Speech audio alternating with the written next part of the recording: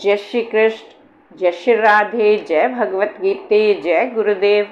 ओम ओम ओम। आज श्रीमद् भगवत गीता जी के द्वितीय अध्याय श्लोक 26 का भावार्थ।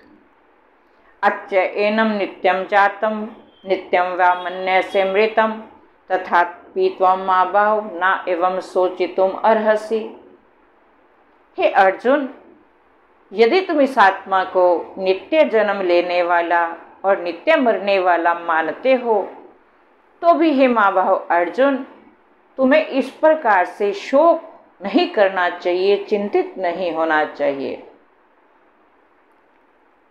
पूर्व के श्लोकों में भगवान ने अर्जुन को आत्मा का जो वास्तविक स्वरूप था अनेकानेक माध्यम से समझाया, लेकिन सर्वज्ञाता भगवान कृष्ण समझ गए कि अर्जुन के मन में जो द्वंद्व है, जो संशय है आत्मा और शरीर को लेकर, वो अभी पूर्णतः स्पष्ट नहीं हुआ। तो इसलिए भगवान ने अपने एक विशालता का, उदारता का परिचय दिया, क्योंकि भगवान स्वयं सर्वश्रेष्ठ सत्ता है, परमात्म सत्ता है और उनकी बात ही सत्यता है। ऐसा कोई प्रमाणित करने की आवश्यकता नहीं है। वो परम सत्ता है और परम सत्य है।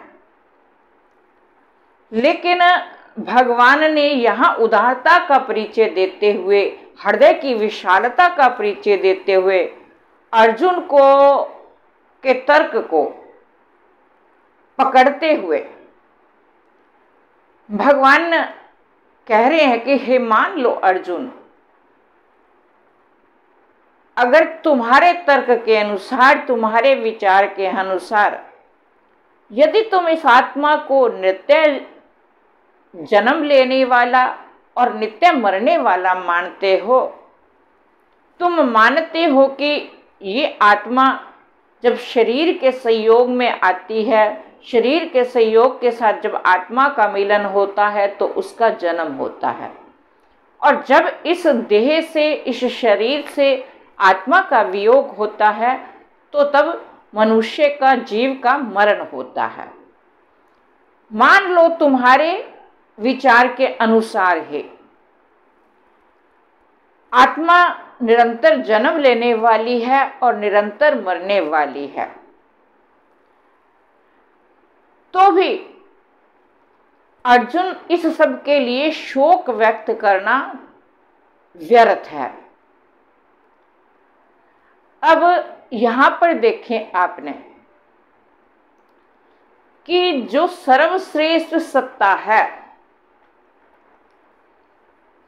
परमात्मा सत्ता है, वो स्वयं दूसरे के तर्क को सुनकर, दूसरे के भाव को सुनकर उस पर विचार करने के लिए, उसके पक्ष को भी उचित मानकर उसी के अनुसार समझाने के लिए तत्पर रही, तैयार हो गई। अब अर्जुन के तर्क को सुनने के बाद भगवान की भगवत्ता कहीं कम नहीं हुई, भगवान की श्रेष्ठता कहीं कम नहीं हुई।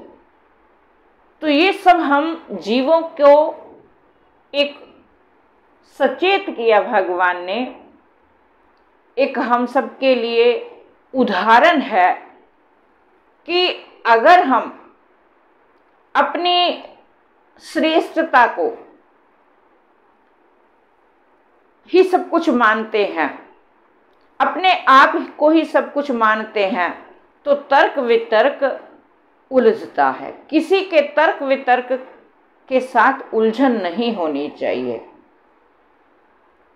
किसी के तर्क वितर्क के साथ उलझने से अच्छा है कि सामने वाले के पक्ष को, विचार को भी थोड़ा धैर्यपूर्वक ढंग से सुना जाए और उसको उसी के अनुसार, उसी के विचार के अनुसार एक उचित मत के द्वारा, एक उचित विचार दृष्टि के द्वारा उसके तर्क को उसके सामने स्पष्टता, धैर्य से, विश्वास से उसकी उलझन को कम करना चाहिए, ना कि अपनी जिद पर नहीं मेरी बात सत्य है, तुम्हारी बात असत्य है, ऐसे पक्ष, ऐसे विचारों में कभी उलझना नहीं चाहिए।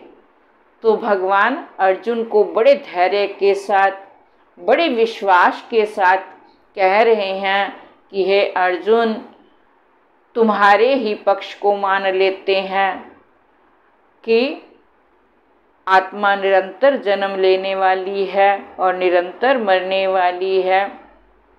तो भी अर्जुन, तुम्हें चिंतित नहीं होना चाहिए, शोक व्यक्त नहीं होना चाहिए। आगे के श्लोकों में भगवान पूर्णता स्पष्ट करेंगे इस कथन को। जय श्री कृष्ण, जय श्री राधे, जय भगवत गीते। ओम।